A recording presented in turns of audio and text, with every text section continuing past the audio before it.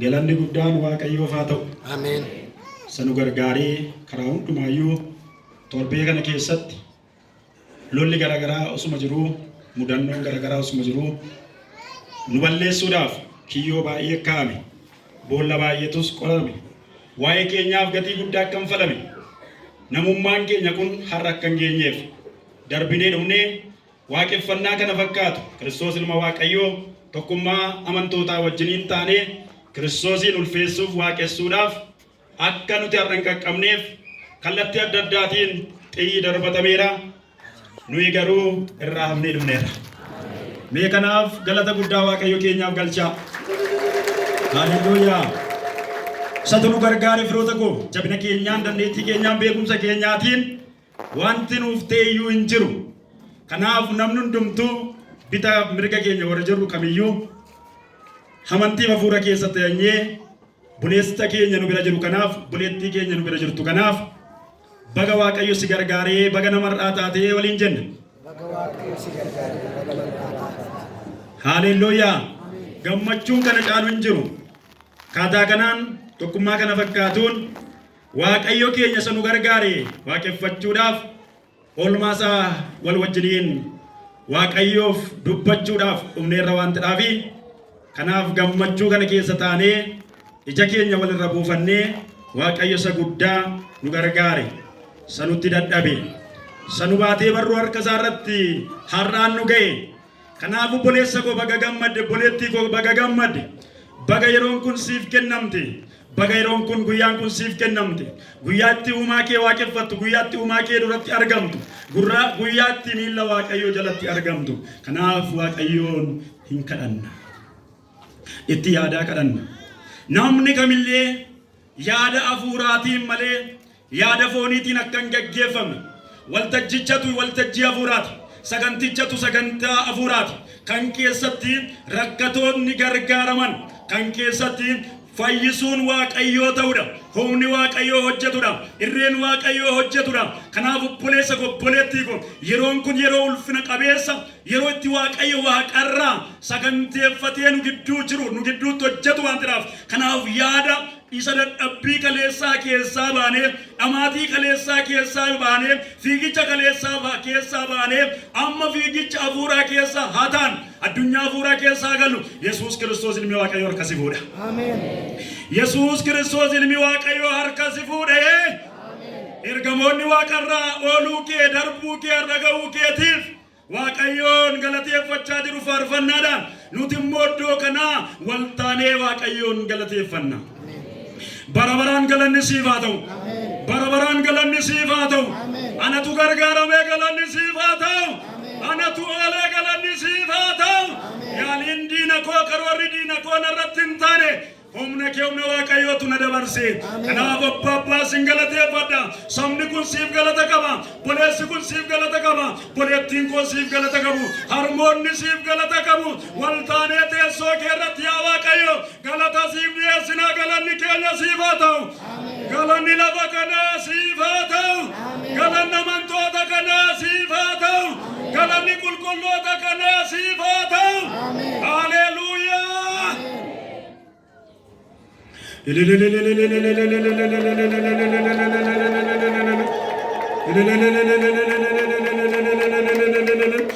Yaa Waaqayyo ulfina keenya miti, jabina keenya miti, maqaa Gooftaa Yesuus Kiristoosin si kadhanna.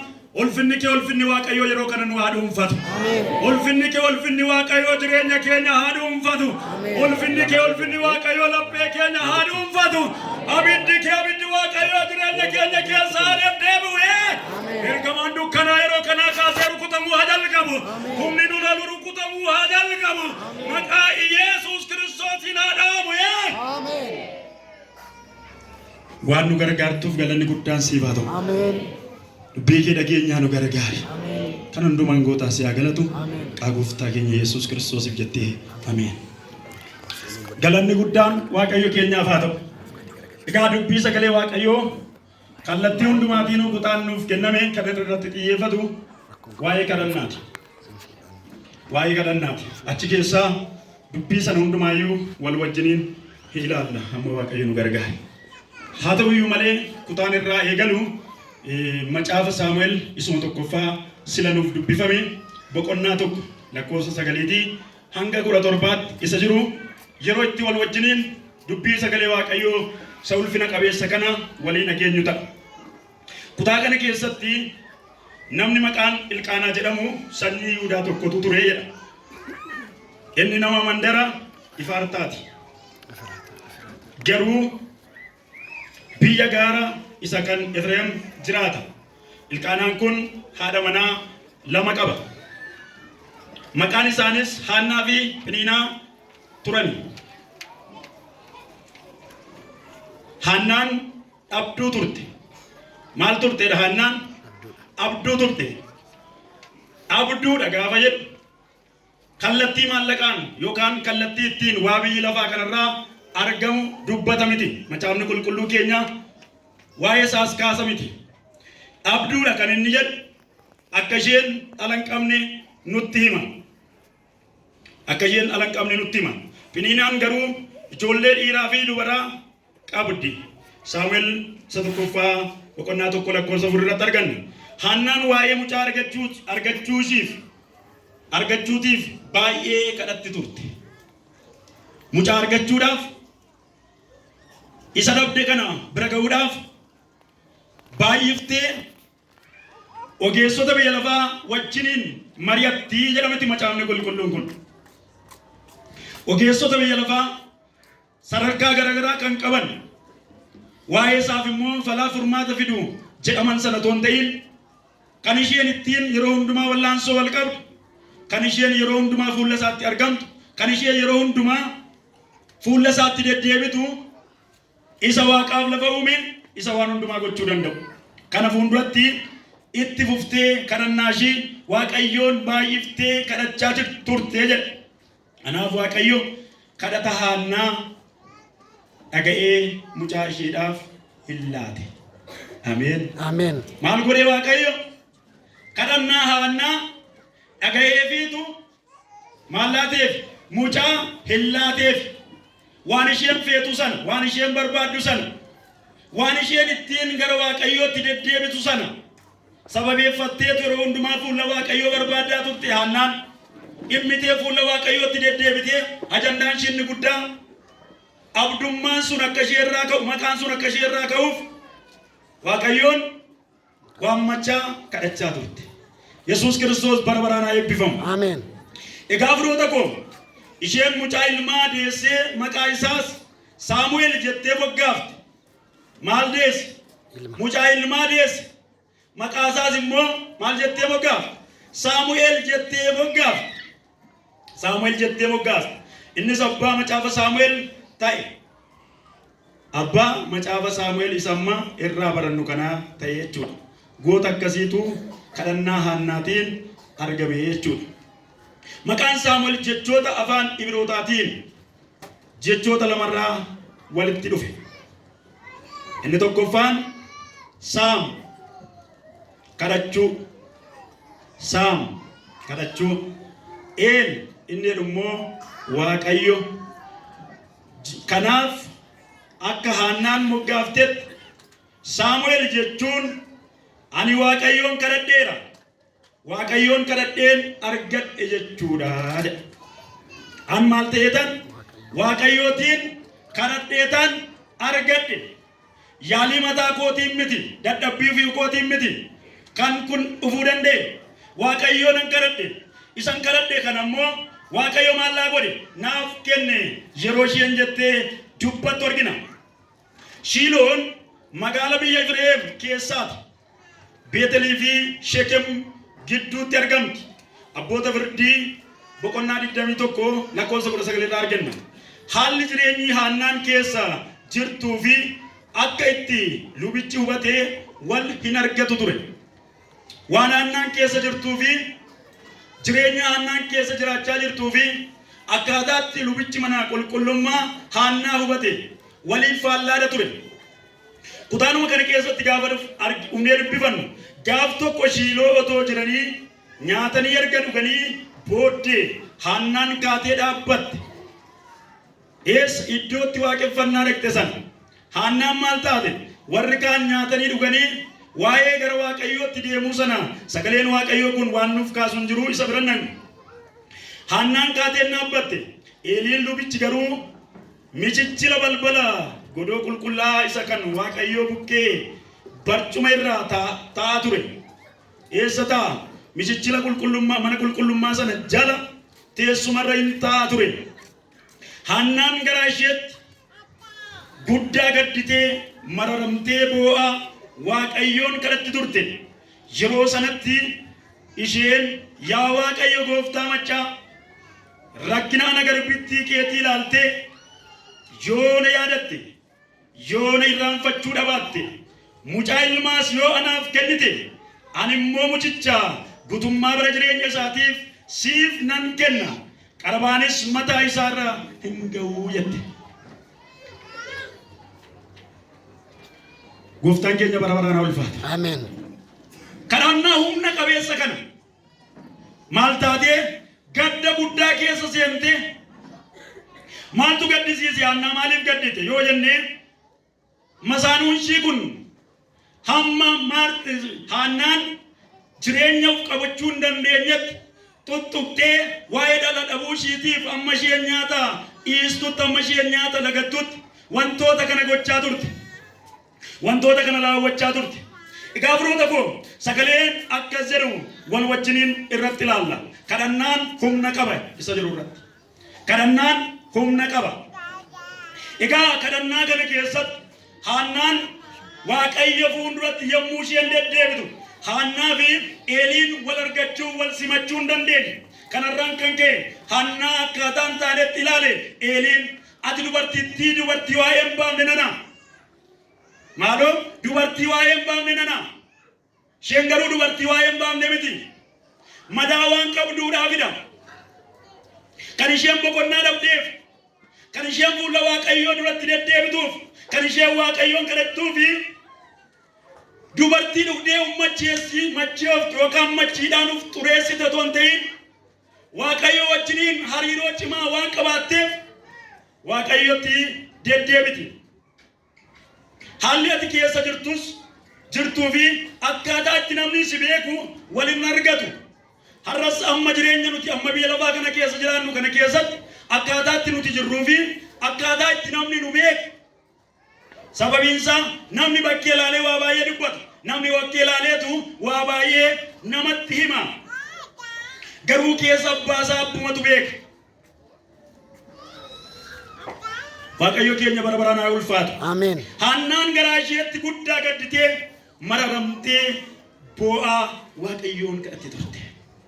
Maal taatee mararamtee suma Eeliin akkas dubbatu suma Eeliin machooftee jedhu samachooftee kana dhaqiif keessaa baasotuma inni jedhu osoo nuu bara kanaati waan namaaf raawwannu nutti fakkaata jabaannee dhaabbachuu hin dandeenye. Kanaaf Haannaan cichoominaatiin fuula Waaqayyoo turte. Kutaanuma kana keessatti yoo ilaalle abbaan manaa ishii Hilqaanaan immoo kallattii adda addaatiin Haannaa kadhannaa ishii irraa kaachisuudhaaf ani ijoollee 10 irra siif wayyuu jedhan ijoollee 10 irra siif hin caalu sana qofaa iyyuu immoo miti. Nyaata gaafa dhiyeessuuf maatii sanarra ishee harka 2 kennaaf ture. Kunis Haannaa dagachiisuu hin dandeenye.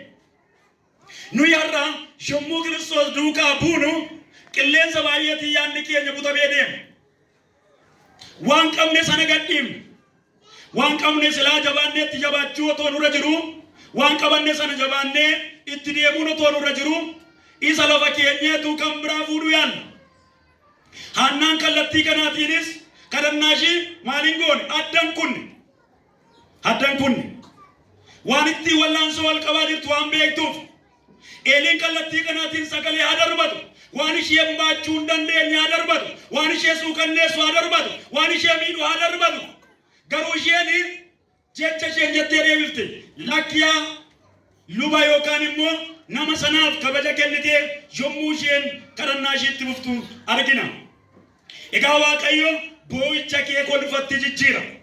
Inni kadhannaa kolfatti jijjiire. inni hannaana gammachuutti jijjiire inni hannaan bisii galataatiin fuula isaa dhaabe har'asiinis bu'aa jirta gaddaa jirta dhiphachaa jirta waraanamaa jirta kallattii adda addaatiin dandaan qabe jettee bu'aa jirta waaqayyoon gara dundachi keessaa si baasee Ameen.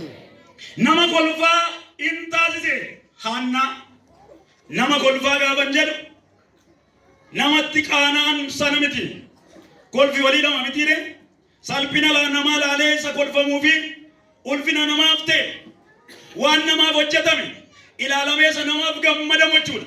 Hannaaf isa ilaalanii fi isa waaqayyo isheetiif raawwate ilaalanii yommuu isheetiif gammadan yommuu isheetiif waaqayyoon galateeffan argina. Isheenis sana keessa jirti jechuudha. Har'a waaqayyo gooftaan machaa wantoota si boosise hundumaa deebiitti siif laatee gammachuudhaan si dhaaba. Ameen. Ameen. Ameen. Waan si hir'isaa ture, waan bara si lakkoofsise, waan bara sirratti dheereffate, waan umurii sirratti dheereffate, waaqayyo sirraa hambiseetu nama galataa godhee waaqayyo galataaf si dhaaba. Ameen. Gadda kee gammachuutti geeddara waaqayyo. Gadda kee gammachuutti geeddara. Tarii gaddaa jirta ta'arra namni siif hin beeku. Haalati keessa jirtu, dhiphinati keessa jirtu, madaati qabdu, waraansati qabdu. Waan ilaaltee namni bakkee kee ilaalee waa baay'ee dubbachuu mala. Waa baay'ee wal harkaa fuudhee maqaa sitti moggaasuu mala. Haannaatti maqaa moggaase Eeliin dubartii akkamiidhee dubartii machooftu. Hamma yoomitti kanaanuuf xureessita. Hamma yoomitti dubartii waa'ee baanne taatee argamta. Kanaaf immoo maal godhi dhaqiitii of keessaa baasi. Hamma makka ulfaatu firoota. Hamma makka ulfaatu. Hamma makka ulfaatu. Garuu isheen kanaaf gurran kenne. Mee ani iddoon qabu dhaame. Ani iddoon qabu. Sagalee bakkeetii dhaga'amuuf ani iddoon qabu dhaame. Sagalee bakkeetii dhaga'amuuf ani iddoon qabu. Mee ammas itti dubbadhaa sagalee bakkeetiif ani iddoon qabu dhaame. Sagalee bakkeetiif ani iddoon qabu. Haleluuyaa. Ameen. Garuu sanatti jirraa nuti. Sanatti jirraa wallaansoo sanatti jirraa. Dorgommee sanatti jirraa kadhata kanatti jirraa. Waaqayyoon barbaadachaa jirraa. Waaqayyoon waammachaa jirraa. Yeroo sanatti isheen yaa waaqayyo gooftaa machaa rakkina garbittii keetii ilaaltee yoo ana yaadatte yoo na irraanfachuu dhabaatte yoo maal goote yoo ana yaadatte yoo ana irraanfachuu dhabaatte mucicha dabarseen siif kennaa jette. Ameen. Ameen. Ameen. Ittiin masaanuu koo irratti ittiin haaloo ba'adhan jenne. Mee haa ilaallu firoota kun waan amne sana waan ittiin ceephamne sana waan ittiin waraanamne sana waan ittiin tuffatamne sana waaqayyo too dabarsee nuuf kenne nuyi maal goona bara kana nuti maal goona waan ittiin waraanamne sana isaaf deebisuu immoo waaqayyoof dabarsinee kennuudhaaf amala akkasiif qophii akkasii qabna. Hannaan garuu ani immoo dabarsee mana keef nan kennaa jette. Ameen. Ameen. Ameen. Ameen. Yeroo bara ijoollummaa keenyaa namoonni hundumtuu jechuudha. Yeroo waaqayyo wajjin jiraachaa turre, yeroo barachaas turre.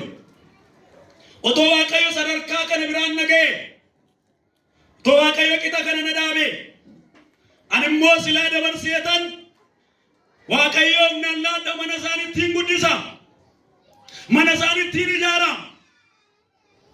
Hojii waaqayyo keessaa nama qooda qabuun ta'a. Jennee waa baay'eetiin waadaa gallee har'a garuu gaafa waaqayyo dubbii dubbatee amanamummaa isaatiin iddoo sanaan nu ga'u hin jirra akkuma gaafa sanaa akkuma gaafa waaqayyo waadaa gallee akkuma gaafa waaqayyo fuuldura dhaabannee wareegne isheen garuu waan isheetiif ta'e kana fuutee gara mana waaqayyoo dhaqxe. Waan isheef kenname kana waan isheef laatame kana waan kadhatte argatte kana waan barbaadde argatte kana fuutee mana qulqullummaa geessite Eelii nama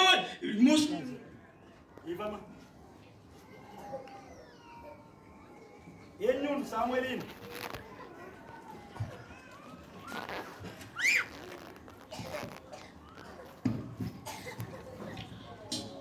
Saamu'eel argatte kana fuuteetu qabattee ulfinaan dhaqxe. Ameen. Ameen. kaleessa salphinaan beekamte ture, kaleessa dubartii machooftuu ture, kaleessa dubartii waa'ee hin baafne ture, har'a kaasuutti qabattee isheenis akkuma hiriyoota ishee fudhattee galuudhaan miti mana Waaqayyootti dabarsitee kennuudhaaf fudhattee dhaqxe. Ameen. Nuyi maal fakkaannaa firoo tokko? Lafa jirruuf qixa jirru kana keessatti, iddoo Waaqayyo nuuf laate kana keessatti ga'een nuti qabnu maal fakkaata? Qarmaanis mataa isaarra hin ga'uutte Haannaan. Hin ga'u jette, hin wareegde. Waaqayyoofis addaan baafte. Qarabaan irra hin ga'u jechuun Naazirootota warri jedhaman warra karaa hundumaatiinuu Waaqayyoof warra adda ba'an jechuudha. Qulqullummaatiinis rifeensa isaaniitiin saatuu kallattii kamiitiinuu. Haannaan ittuma fuftee kadhachaa hin turte. Egaa Haannaan yeroo kadhattu kanatti sagalee ishee akka koo kanaa ol kaaftee kadhatti miti. Sagalee ishee akka koo kanaa dhageessiftee kadhatti miti. Sagalee ishee keessa namummaa isheetti uumaa ishee wajjin dubbatti ture. Macaafni keenya guyyaadhaa macaafni wangeelli Maatiyos boqonnaan 6 lakkoofsa 6 dhaqaa dubbifadhaa. 5 kaasaatiin maal godhaadha? Yeroo kadhannaa qabdanitti gara Waaqayyoo isaa kadhannaa keessa dhaga'utti balbala keessan cufadhaatii Waaqayyoo isaa dhoksaatti dhimma keessan beeku wajjiniin maal godhaa jedhe? Isa wajjiniin dubbadhaa, isas kadhadhaa jedhe. Sagaleen ishee hin dhaga'amu ture. Ati garuu yeroodhuma kadhattu mana keetti ol gali, balbala kee cufadhu, abbaa kee isa iddoo dhoksaa sana jiruun kadhadhu. Abbaan kee inni dhoksaatti argu gatii kee siif hin kenna. Ameen.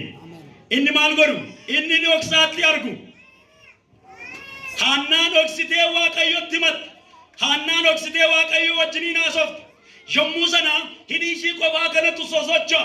Waan isheen dubbachuuf jettu, waan isheen dubbachaa jirtu, Eeliitti gaaffii uume, Eeliitti gaaffii keessa galche, Eeliidhaaf hojii uume, sadarkaa sana buuse, sadarkaa kana kaase, ta'uu dide, argachuu dide, sanaaf fallisaa maal gochuudha? Maqaa kana fuudhee itti maxxansuudha ture.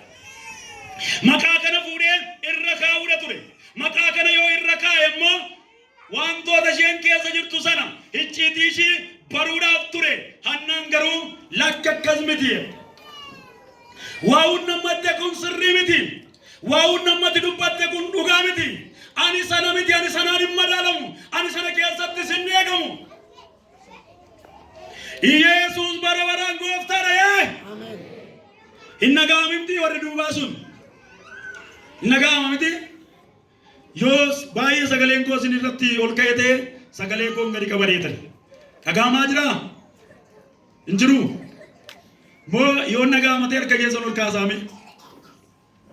Waaqayyo sinaa eebbisu ulfaadha. Egaa firoota koo nuyi har'a Waaqayyo bakka kana nuuf kenneera. Addumaan magaalaa nuyi jiraannu kana keessaa waldaa kana nuuf kenne. Sa guyyaa boru Waaqayyotu beeka. Eessatti akka isa waaqeffannu, biyya kam keessatti eenyu akka isa waaqeffannu Waaqayyotu beeka. Garuu har'a iddoo kana jirra. Har'a garuu iddoo kana jirra. Mana Waaqayyoo kana keessa jirra. Xinnaas haa taanu guddaa, nama kamiyyuu haa taanu. Nuyi hundumti keenyu Waaqayyo fuulduratti ija tokkoon ilaalamna. Jaalala tokkootiinis nu jaalata. Firummaa dhugaatiinis nutti dhiyaata.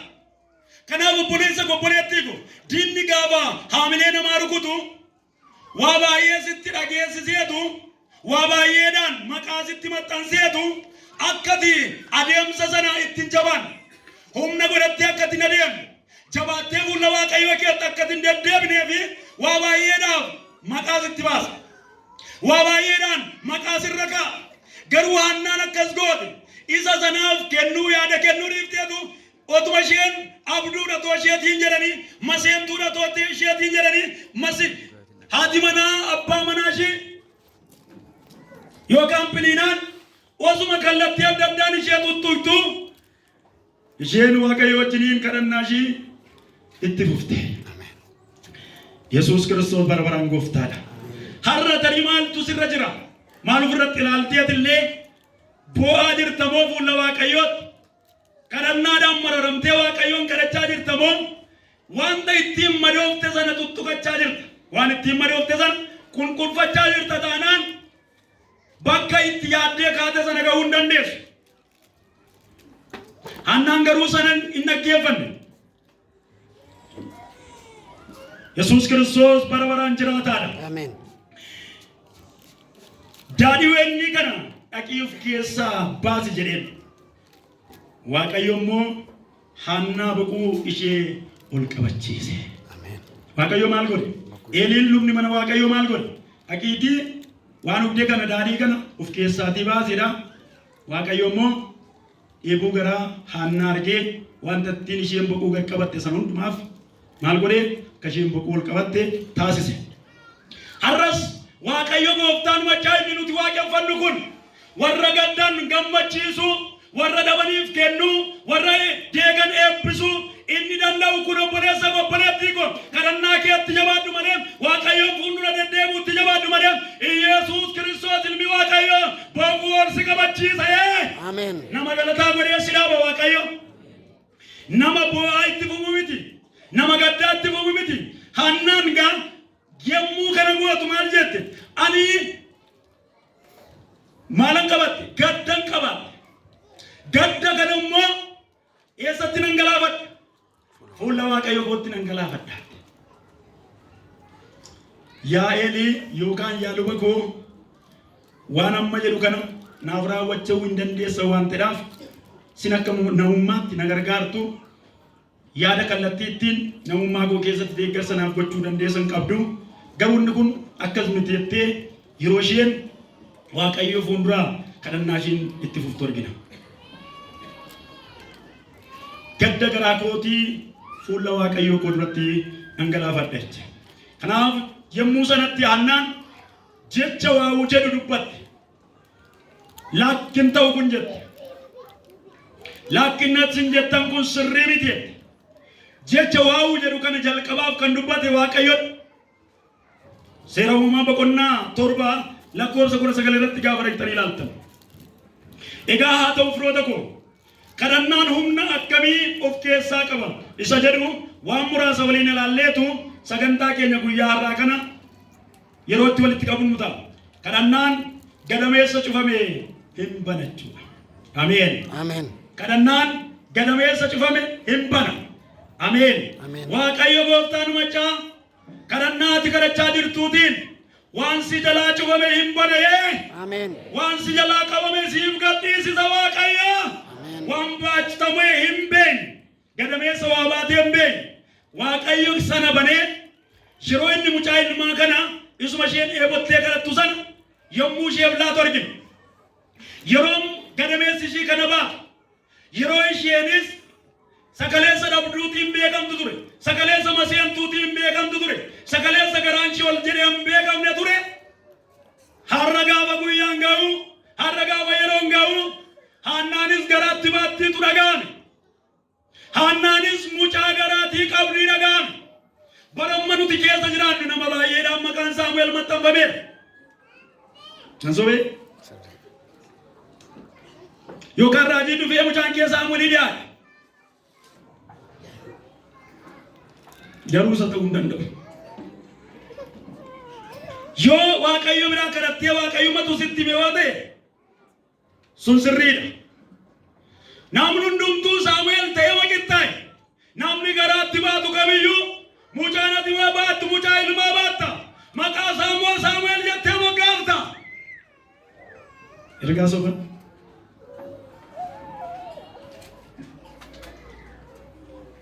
Waan keessa kee jiru Waaqayyo bulcheera keessa kee. Maqaa sana immoo nuti Saamu'eel jennee irra keenyaaf Saamu'eel hin ta'u namni kun. Garuu isa awwuma Saamu'eeliidhaan moggaafachuudhaaf Haannaan waggoota hedduudhaaf itti dadhabdee Waaqayyo irraa ergaa fudhattee mucaa ilmaa naaf kennitaan immoo fuudhee mana keef kenna jettee isa kadhatte sana gaafa mucichi argamu akkasuma jettee moggaafte sanaa booda garaashii guutuu dhaqxee mana Waaqayyootti dabarsitee kennite. Waa baay'een nu mararuu nuun amma Waaqayyo markaa fuunee waaqayyoomti nuuf raawwate waaqayyoomti nuuf godhe waaqayyoomti itti nu milkeesse waaqayyo itti maqaa guddaa nuuf kenne jireenya guddaa nuuf kenne nama guddaa nu taasise waa baay'eetiin immoo waaqayyoon irraa minifkannee yookaan immoo gara mana waaqayyoo fidnee kan dadhabne of kannee jirru hin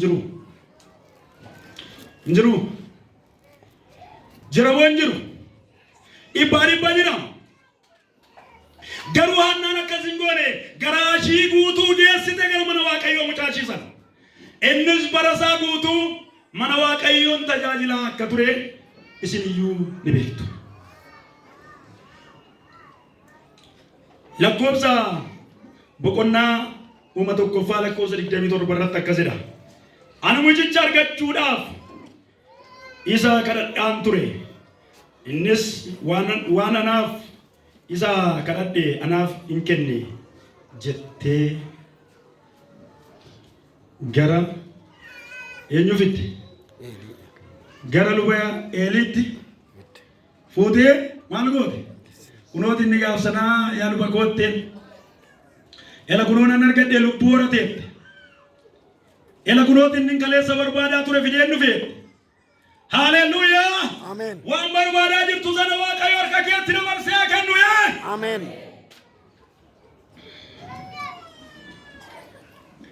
Eeliin inni kaleessa dubartii machooftuu dheedhee dubbachaa ture har'a mucicha harkaa fuudhee har'a kennicha harkaa fuudhee eebbisuutti taa'e nama waaqayyo eebbise hundumatti eebbisa nama waaqayyo iddoo kenneef hundumatti iddoo kennaafi nama waaqayyo beekamtii kenneef hundumatu beekamtii kennaafi. Hallelujah. Amen. waaqayyo wajjin ta'uu keenya mirkaneeffannu malee waaqayyo wajjin hariiroo keenya cimsannu malee firoota ko yeroodhaaf daangeffamuu dandeessa yeroodhaaf horkamuu dandeessa yeroodhaaf maqaan sitti mogga'uu danda'a maqaa garee sana sirraa fuudheetu waaqayyo maqaa ulfinaa sirra kaa'a waaqayyo kan ittiin dhaloonni hundumtuu si beekan kan ittiin dhaloonni hundumtuu si waaman kan ittiin dhaloonni hundumtuu guddummaa waaqayyo jabina waaqayyo dandeettii waaqayyo gooftummaa waaqayyo kan ittiin dubbatan waaqayyo ulfina akkasii sirra kaa'ee. Amen. Hallelujah. Amen. Inni kan biraan Saaraadhaaf yommuu waaqayyo dhala kennu argina. Uumama boqonnaa 21 lakkoofsa 1 irratti waaqayyo akkuma abdachiisaa ture Saaraa yaadate jedha. Akkuma maal godhe waaqayyo Saaraa maal godhe hin abdachiise. Saaraan nama umurii waggaa 90ti. Waaqayyo ilma waattaa kanaan immoo nama guddaa taata. Qomoon biyya lafaa hundumtuu latiisi keessaa ka'uutiin hin beekama jedhee isatti dubbachaa ture waaqayyo hin yaadateef. Amen. Amen. Amen. Hallelujah. Amen. Eessa jirta boleetti yaa nama kakuun koo lafarra na jalaa harkise waaqayyo na jalaa dagate waaqayyo na irraanfate isa jechaa jirtu sana wallaansoo amantii sana kadhannaa kee sana itti fufi waaqayyo kadhannaa kee deebiin kennuunsaa yeroonsaa dhiyaateera barrisaa dhiyaateera guyyoonni isaa dhiyaateera yommuu kan ta'e immoo mootonni daangeessuu hin danda'an gurguddoonni daangeessuu hin danda'an jajjaboonni daangeessuu hin danda'an galaan ol ka'ee manirra qaari'ee yoo machaayeyyuu waaqayyo siif dubbate homtuu karaatti hambisuu hin danda'u. Amen. Sanaaf Saaraanis haadha mucaa taatee waaqayyo raawwatee fi yommuu isheen Isaaq jettee moggaaftu argina. Isaaq jechuun kolfaadha jechuudha yoo macaafni keenya. Inni kan biraan immoo Elsaabeeti ture. Elsaabeetis akkuma kana abduu turtee yeroo macaafni qulqulluun abduu turte bara ishii keessatti yeroo dheeraarra fudhate bara dheeraarra fudhate guyyaa dheeraarra fudhate. Nagagaa jirtu miti waaqayyo barana kana deebiin itti siif godhachaa jira. Amen. Sabara sirratti lakkoofse sana sabara sirratti lakkoofsise sana sabara sirra guure sana humna waaqummaa kootiin itti darbeen sirraa galagalchaa jira yaa. Amen. Hallelujah. Amen. ergamichis immoo itti dubbate yaa Zakkaariyaas hin sodaatin. Zakkaariyaas sodaa qaba ture. Iddootti Zakkaariyaas itti dubbatame kuni goodaa baddaa keessatti yookaan immoo lafa diriiraa fagoo sana keessa osoo hin ta'in soonni mana qulqullummaa keessa dhaabatee Waaqayyoo aarsaa galataa otoo dhiyeessu ergamaan Waaqayyoo karaa mirga isaa dhufee dhaabbatee akka inni sodaachuu hin qabne yeroo inni itti dubbatu argina. Waaqayyo kadhannaa kee dhaga'eera. Maal ta'eera? Waaqayyo maal kee dhaga'eera? Waaqayyo kadhannaa kee dhaga'eera. Maal kadhachaa jirra firoota koo? Maal barbaadaa jirra firoota koo? Maaliin Waaqayyoon fi waamaa jirra firoota koo? Sagaleen Waaqayyo akkas jedha. Yaadala koo an kadhannaa kee dhaga'eera jechaa jira. Ameen. Maal godheera? Kadhannaa kee dhaga'ameera. Kadhannaan kee beekamtii argateera. Eessa duratti fuula Waaqayyoo duratti beekamtii argateera. Isa kanaaf immoo haati manaa kee isheen abduun turte. Isheen garaatti waa baattee hin beekne. Ilma dhiiraa hin baatti. Maqaa isaati immoo Yohaannis jettee hin moggaafta. Sana booda Yohaannis Zakkaariyaas fudhatee hin galee ilmi isaa gaafa dhalatu warri kaan yaa'anii dhufan, walloonni yaa'anii dhufan. Meesha sanaaf maqaan dhaga'ee qaba dhaame. Isa sanaaf maqaan dhaga'ee qaba. Sagalattu sanaaf hidhamu. Sagalachaa jirtu sadoksaatti kadhachaa jirtu sanaaf maqaan natti himameera jedhame. Maqaan natti himameera. Namni biraa dhufee maqaa sanatti sii moggaasuu hin danda'u. Sumatu itti moggaafata maqaa sana. Sanaa booda dhufanii maqaa garaagaraa irra kaa'uun barbaadanii walloon laggani maqaa dhaga'eera. Mucaanan itti moggaafadhu Waaqayyo biraa maqaan naaf kennameera. Inni Yohaannis jedhamee hin waamama. Jedhamee ergamaatiin natti dubbatameera. Isumatti itti waamamane. Ameen. Maqaan biraa hin baafamuuf. Ameen. Ameen. Maqaa ulfinaatiin waamamta. Ameen. Ameen. Ameen. Maqaa ulfinaatiin waamamta bara kana. Kaleessa maqaa salphinaadhaan waamamaa turteetta ta'uu danda'a. Kaleessa iddoon taanetti si eeganiiru ta'uu danda'a. Bara namni Waaqayyoo lafa jirtu al si kaaseen maqaa ulfinaatiin akkati waamamtu nan godha jedhe sagaleen Waaqayyoo. Maqaa Yesuusiin nuuf haa ta'u. Ameen. Nuuf haa ta'u. Ameen.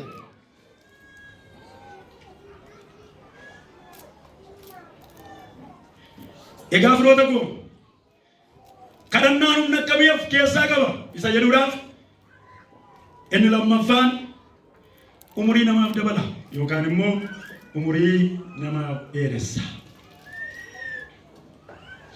Maalan jedhe bara namaaf dabala kadhannaan kadhannaa obboleessa obboleettii koo adeemsa akkasii hariiroo akkasii adda kunneerra yoo ta'e ammaa kaamnee adeemsa keenya sagantaa keenya tarsiimoo keenya karoora keenya gara Waaqayyoon barbaaddachuutti adeemnu.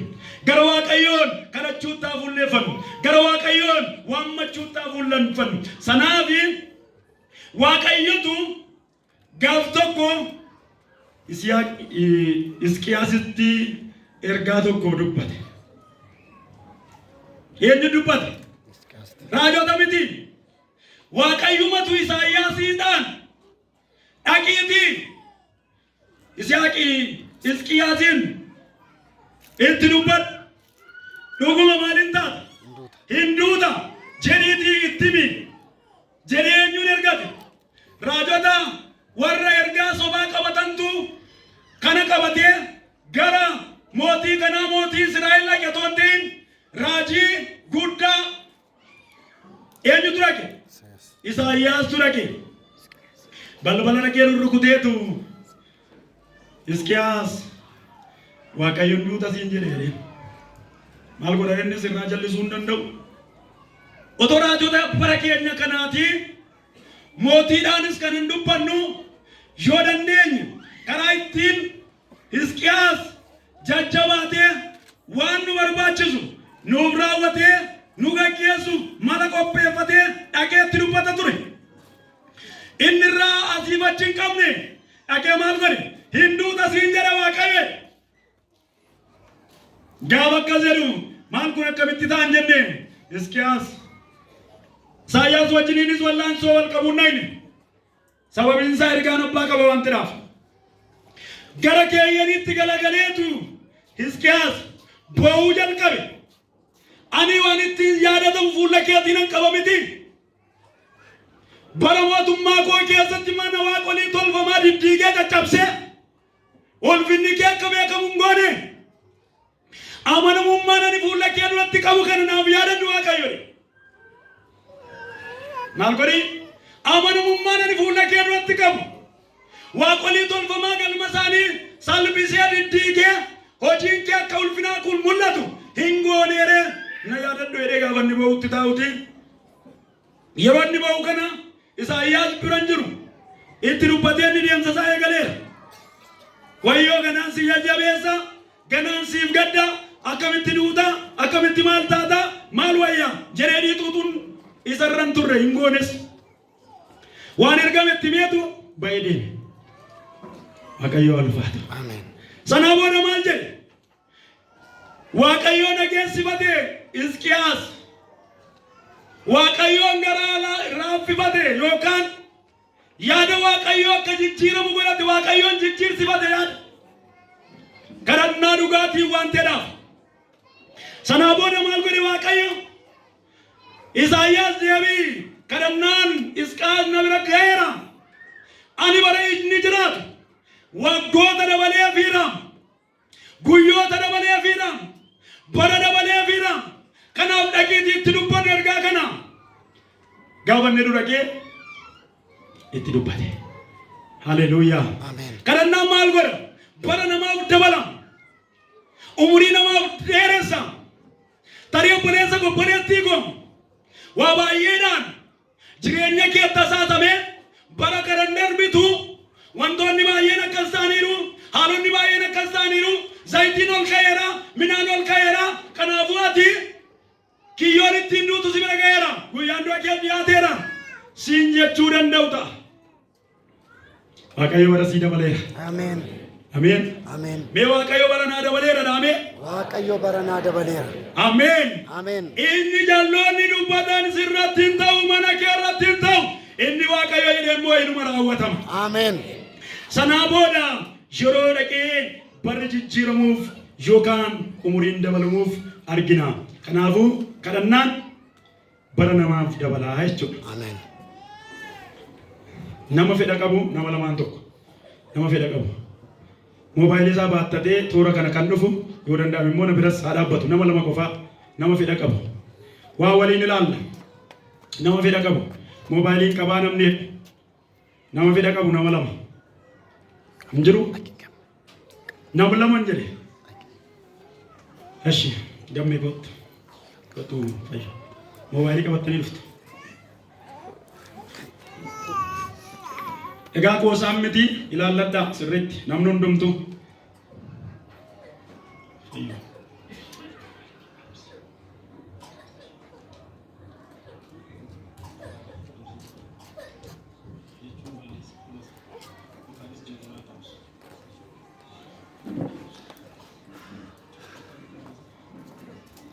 Esh lakkoofsa jara kanaa namni beeku na lama immoo harkanaa baasa kan fayyoos kan gammees hangammee namni beeku eenyudha hin beeku waan ta'eef otoo hin beekaa ka'aan siniin jedha hangammee eenyutu beeka hin jiru namni beeku eebbo qabda miti hangammee isa kana han fayyoo waa kennee qabdate ish ibsi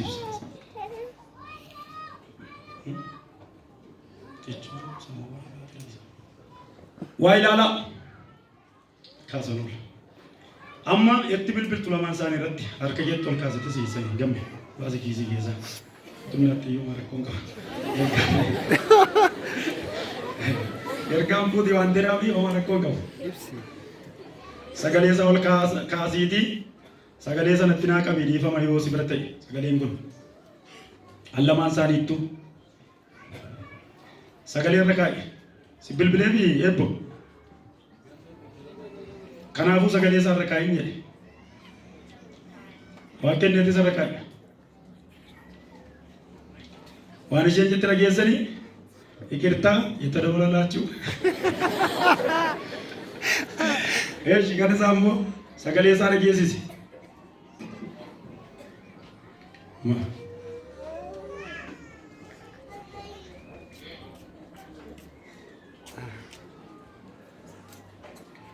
እሺ አተው ሲኒ ገሌር ሶፊ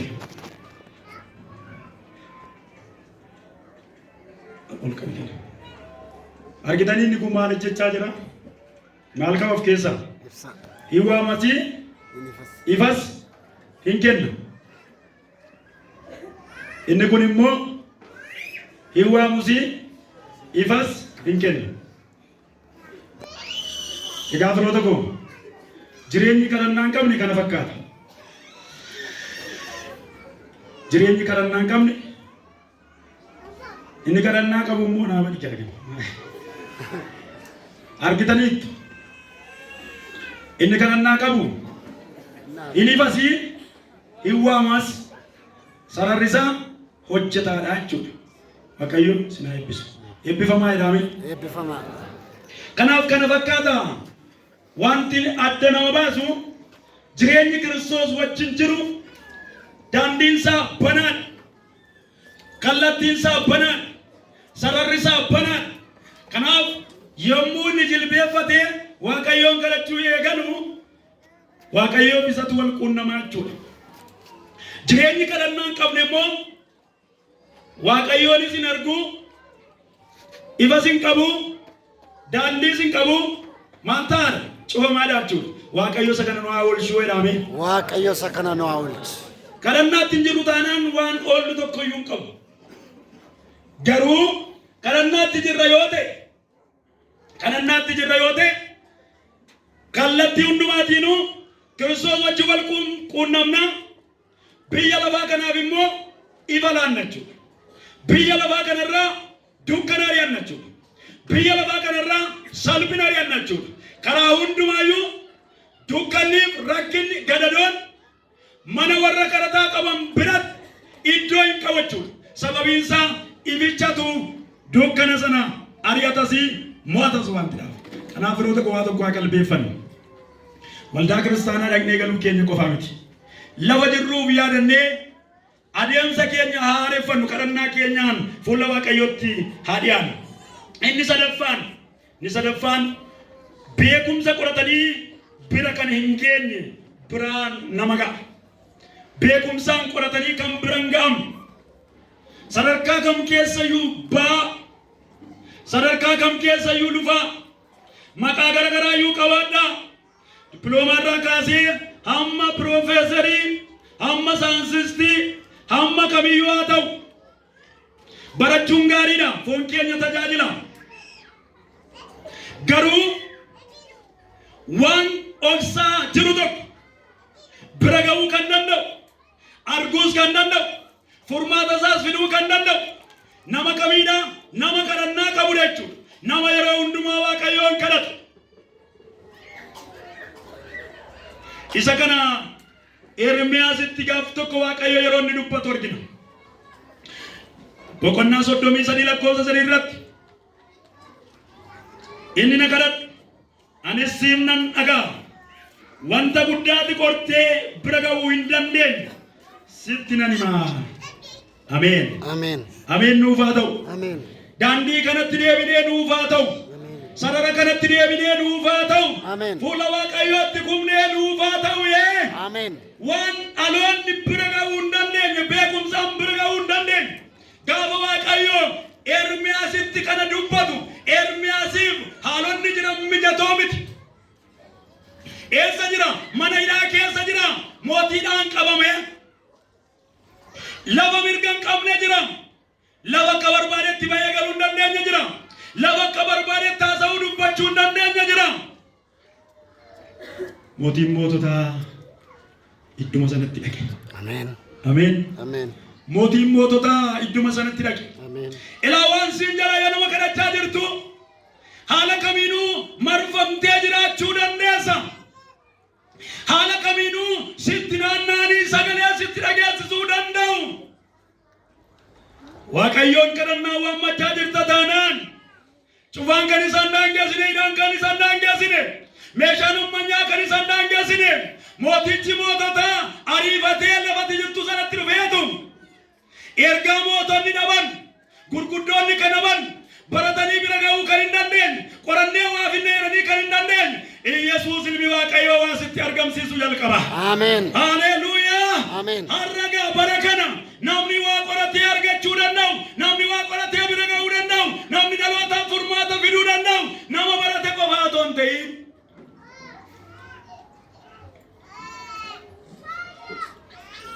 Nama kadhatudha. Ameen. Ameen. Haleluuyaa. Ameen. Nama kadhatudha.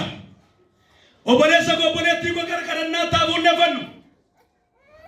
Gara kadhannaatti fuulla keenya, misooma keenya, fiigicha keenya, ariitii keenya. Isatu galma keenya isa lafarraas nuuf tolcha. Isa waaqarraafis isatu nuuf tolcha. Namni hafuura waan hundumaayyuu maal gochuu danda'a? Qoree, madaalee, ilaalee, hubatee argamsiisuu danda'a. Tajaajiltuun biyya Ameerikaa tokko akkas jette bara durii namicha konkolaataatiin fiigaa jiru nama konkolaataa fiigaa jiru gaafa konkolaataa saatiin adeemu tulluu dheeraa yeroo ilaalu tulluun sun isaan maalidha? Tulluun sun isaaf xiqqoodha. Maaliif ilaala jira waan tiraaf? Yeroo ariifatee makiinaa isaatiin adeemee bira ga'ummoo maal ta'a? Tulluun sun guddatee argama. Kanaafuu namni kadhannaa hin qabne, namni kadhata hin qabne akka nama ilaala dhaabbatee tulluu sana gaafa laalu xiqqoo itti fakkaatu, namni kadhannaa hin qabnes waa'ee waaqayyoo gaafa dubbatamu, waa'ee waaqayyoo gaafa barsiifamu, waa'ee waaqayyoo gaafa lallabamu, waa'ee waaqayyoo gaafa raajamu maal itti fakkaata? Dhiirateetti mul'ata. Xiqqoo ta'ee waan sadarkaa isaatii gadii, waan beekumsa isaatii gadii, waan ogummaa isaatii gadii, waan qabeenya isaatii gadii ta'ee itti argama. Nama kadhannaa qabuuf immoo hammuma gara tulluu sanaatti dhiyaachaa deemu, tulluun sun guddaa ta'etti mul'achaa jirutu itti mul'atee argamu. Waa'een waaqayyoo akkasuma isatti argamaa deemaa jiru. Kanaafuu kadhannaa keenyaatiin waaqayyo isa guddaa kana teessoo irraa kaafnee hojjechiifachuu qabna jetteetu sagantaa kana akkatti hojjette. Isa guddaa sochoofatanii hojjechiifachuu, waaqa guddaa, mootii guddaa, xixiqqayyoota beektota san tunfanne, saansistoota san tunfanne, namoota hundumaa ogummaa garagaraa kan kenneef waaqayyoodha. Beekumsa garagaraa kan kenneef waaqayyoodha. Sadarkaa garagaraa kan kenneef waaqayyoodha. Garuu akkaataa kamiin gooftaa kana beeknee jira. Mana keenya irratti guddaa ta'ee mul'achaa jira. Jireenya keenya irratti guddaa ta'ee mul'ataa jira. Beekumsa keenya irratti guddaa olaanaa ta'ee mul'achaa jira. Isa kana kan arguu kan beeku isa kadhatudha jettee yeroo isheen sagantaa ishee dubbattu argina. Kadhannaa jechuun kallattiidhaan waaqayyo gooftaa waliin dudubbachuu jechuudha. Kadhannaa jechuun waaqayyo wajjiniin dudubbachuudha. Yeroo ofii kennanii, qalbii ofii kennanii, waaqayyo fuulduratti kufanii, waaqayyo wajjiniin mari'achuudha.